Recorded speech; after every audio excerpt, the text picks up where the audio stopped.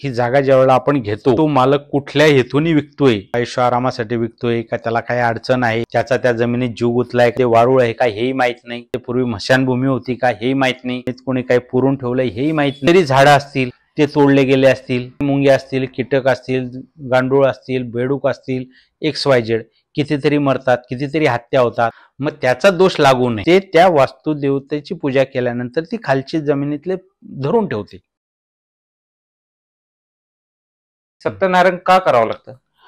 हे समाधानासाठी. आणि कलियुगामध्ये सांगितलंय की जो विष्णूला मानल त्याला लक्ष्मी पावल. आणि आपलं एक समाधान असतं.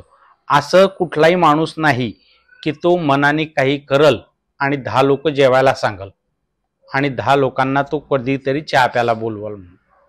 तू पण नाही आणि मी पण नाही. मग ते पूर्व लावून दिले ऋषी मुनींनी, देवानी, की बाबा रे तुम्ही सत्यनारायणचं पूजन करा, त्यानिमित्ताने 4 लोक तुमच्याकडे येतील, 4 लोकांना तुम्ही बोलवाल, त्यांना तीर्थप्रसाद द्याल, त्यांना चहा पाजाल किंवा जेव घालाल, किंवा तुमचे 4 नातेवाईक आहेत त्यांच्याशी दृढ संबंध होतील, त्या निमित्ताने ते तुमच्याकडे येऊन राहतील. असं कोणी कोणाकडे येत नाही. आणि हे कलियुगाचं प्रकारच आहे. पूर्वी तरी लोक 10-10, 12-12 दिवस लग्नाच्या आधी येत होते, आता एकच दिवस आधी येतात. म्हणून सत्यनारायण करणे, घरामध्ये दिवाबत्ती करणे हे विषय देवाने लावून दिले. मासा स्मशानभूमीत कोणी दिवा लावतंय का? कधी ऐकलंय का? नाहीये. मग घरात का लावा? तो एक आनंद असतो, घर तुमचं असं प्रफुल्लित होतं. आणि कुठेतरी तुम्ही नतमस्तक व्हायला पाहिजे ना. तुम्ही कुठेच नतमस्तक नाही झालं तर तेही चालत नाही. मग तुम्हाला सवयच राहणार नाही. मी म्हणजे माणूस म्हणजे काय आपण देव आहे का? ही एक शक्ती आहेच, तिच्यानेच आपण चालतोय, त्याच्यानेच फिरतोय, आणि त्यांनी प्रचिती पण दिली आपल्याला. ज्ञानेश्वर महाराजांनी नको तिथे तेवढं काम करून दाखवलंय. तुकाराम महाराज वैकुंठात गेले, पुन्हा आले. ते संतांनी तेवढ्यासाठी आपलं केलंच आहे ना. आपण नाही निदान तर थोडं तरी केलं पाहिजे ना. आणि जर ते केलंच नसतं तर आपल्याला माणूस म्हणून जगण्याचा काय अधिकार आहे? आणि संस्कृती ही प्रत्येकाची. मेन जो त्याचं कारण आहे ते म्हणजे लोकांनी एकत्र यावं, हे एकच कारण आहे का अजून काही कारण आहे दुसरं? जेव्हा आता समजा हे घर बांधलं, बरोबर ना, हे बांधकाम करताना मी पण बांधकामाला येतो. आसारी कुठून कुठून आणली जाते, बरोबर. जे साहित्य आहे, मटेरियल, ते कुठून कसंही आणलं जातं. मग एखादी बांधकाम करताना, एखादी घर बांधताना कोणाच्या हातापायाला लागतं, किंवा जमीन आहे ही जागा ज्यावेळेला आपण घेतो त्यावेळेला तो मालक कुठल्या हेतूने विकतोय हे कोणाला माहित नाही. तो आयुष्य आरामासाठी विकतोय का त्याला काही अडचण आहे, तो कुठे अडचणीत सापडला आहे का म्हणून विकतो आहे, त्याचा त्या जमिनीत जीव गुतलाय का हे पण आपल्याला माहित नाही, त्या जमिनीमध्ये वाळूळ आहे का हेही माहित नाही, त्या जमिनीमध्ये पूर्वी मशानभूमी होती का हेही माहित नाही, का त्या जमिनीत कोणी काही पुरून ठेवलंय हेही माहित नाही, कितीतरी झाडं असतील ते तोडले गेले असतील, कितीतरी मुंग्या असतील, कीटक असतील, गांडूळ असतील, बेडूक असतील, XYZ कितीतरी मरतात, कितीतरी हत्या होतात. पुन्हा बांधकाम करताना आता हे तुझं घर आहे, बरोबर ना, हे घर पाहिल्यानंतर माझं डोळे फिरलेत, काय घर बांधलं बाबा, ती नजर लागते ना. मग त्याचा दोष लागू नये. जमिनीत काय समजा चुकून दोष असतील किंवा त्या मालकाचे काही प्रॉब्लेम असतील तर ते त्या वास्तुदेवतेची पूजा केल्यानंतर ती खालची जमिनीतले धरून ठेवते, तुमच्यापर्यंत येऊ देत नाही. पण देवाने त्याला पर्याय दिलाय की खालचे दोष येऊ देऊ नको, पण तू ज्या घरामध्ये स्थानपन्न आहे त्या घरातली लोक जसे वागतील तसं तू तथास्तु म्हण. मग तू जर म्हटलं माझ्याकडे काहीच नाही पण मी सुखी आहे, माझ्याकडे सगळं काही आहे, तो म्हणणार तथास्तु. तुझ्याकडे सगळं आहे आणि तरी तू रडतच राहिला, तो म्हणणार तथास्तु, तू रडतच राहा. म्हणून वास्तुशांती करायची असते. म्हणजे जे काय दोष आहेत ते प्रत्येकाचं काम देवाने लावून दिलंय की हे काम तू सांभाळायचं, हे काम तू करायचं. म्हणजे तो त्याचं काम करतोय. आता ज्याची ती भावनाचा खेळ, करायची नाही करायची हे त्यांनी ठरवायचं. पण वास्तुशांती केली की ते एक समाधान असतं, मी माझ्या घराची वास्तुशांती केली बाबा, आता माझे प्रॉब्लेम संपले. पण नवीन एखाद्या घरात गेल्यानंतर आपल्याला शंका येतच असते ना, ते घर कसं आहे, इथला मालक कसा आहे, अमुकच आहे का, टमुकच आहे का, हे जे काही विचार आहेत ते वास्तुशांती केल्यानंतर निघून जातात आणि एक आनंद तयार होतो. माणूस बिंदास होतो की मी देवकार्य केलंय.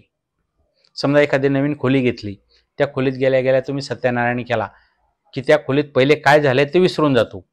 मी पूजा केलीये, मी पूजा केलीये, ते एक तुझं मन बदलतं ना. हा फरक आहे. तर सत्यनारायण मध्ये काय काय केलं जातं? सत्यनारायण मध्ये कलियुगामध्ये विष्णूच्या अवताराला जास्त मान आहे. विष्णूचे पूजन करावं. विष्णूच हा आपल्याला जेव खाऊ घालतो, विष्णूच आपल्याला सांभाळतो, बरोबर ना. मग त्याचं पूजन आपण केलं पाहिजे. प्लस तो लक्ष्मीचे मिस्टर आहे, म्हणजे विष्णू हा लक्ष्मीचा पती आहे. मग कुठल्याही बाईला वाटत नाही का की माझ्या नवऱ्याला चांगलं करून खाऊ घालावं, माझ्या नवऱ्याची वतवत करावी. समजा एखादी जोडी जर बाहेर गेली, त्याची बायको त्या ह्या 4 भिंतीच्या आत त्याला मारल, काही बोलल, त्याची बायको आहे, पण बाहेरचा बोलल्यावरती सोडते का? मग तसा तो प्रकार आहे.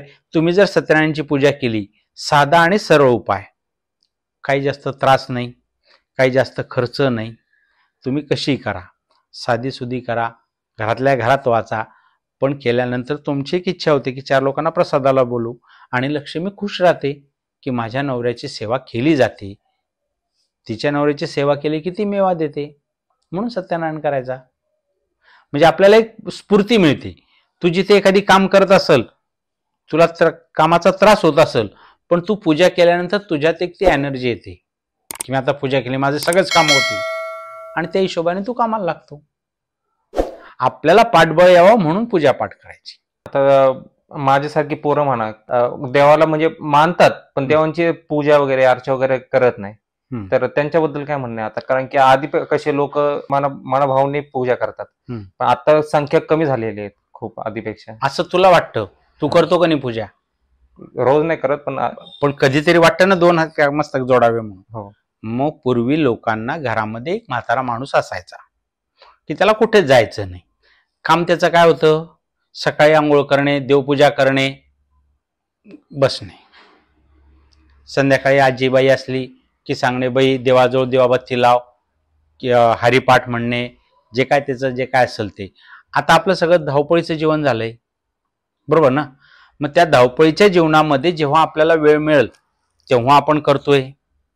जेव्हा आपण रिकामे आहे, आज आपल्याला सुट्टी आहे, आपण आवर्जून पूजा करतोय. म्हणजे त्या घरामध्ये पूजाच होत नाही असा काही प्रकार आहे का? आई म्हणा, भाऊ म्हणा, काका म्हणा, वडील म्हणा, जे घरात अवेलेबल माणसं आहेत ते देवपूजा करतातच. पण आता तुला वेळ नाहीये, तुला 5 वाजताची गाडी पकडायची, तुला रात्री एक तर झोपायला 2 वाजले, बरोबर ना, पण तुला जाणंही महत्वाचं आहे.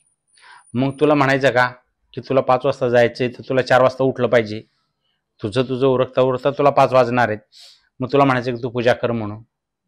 नाही करू शकत तू. मग ठीक आहे बाबा, तुला वेळ नाही तर आम्ही करू.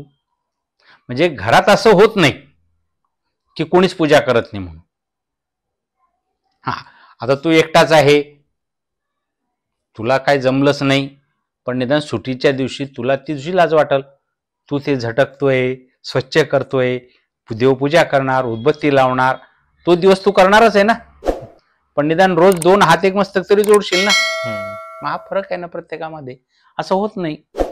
देवपूजा ही करतोच माणूस, आणि आपल्या हिंदू संस्कृतीमध्ये ते 100% करतो. हे तुझं माझं म्हणणं आहे फक्त की अमुक करू नका, असं कुठे असतंय का? पण प्रत्येक माणूस प्रत्येकाच्या रूढीप्रमाणे चालतोच आणि त्याला चालावंच लागतं. उद्या तू म्हटलं मी लग्न करायचंय मला, पण हे काहीच करायचं नाही, ते शक्यच होत नाही. तू रजिस्टर करून जरी आला तरी घरचे नाही रे बाबा, सत्यनारायण तरी कर, 4 लोकांना बोलवू दे, माहिती होऊ दे. हा फरक आहे ना आपल्या संस्कृतीमध्ये आणि बाहेरच्या संस्कृतीत, हा फरक आहे.